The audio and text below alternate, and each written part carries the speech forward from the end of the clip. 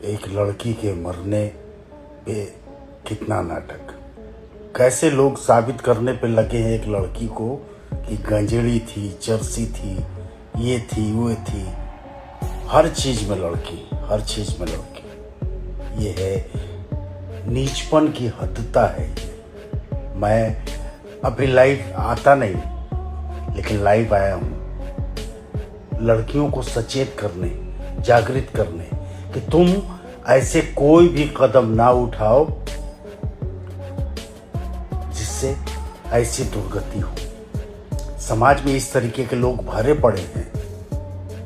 मरने के बाद देखो आप वीडियो, यूट्यूबर सबको देखो, गंजेड़ी थी, नशेड़ी थी, ये थी वो थी, लेकिन वो लड़की चली गई। कौन नहीं करता? आप बताओ, कौन नहीं करता? सब करते। लड़के जब नशा करें तो सही है, मरने के बाद देखो कैसे साबित कर रहे हैं लोग। इसलिए लाइव आया मैं, इसलिए लड़कियों सचेत हो, मजबूत बनो।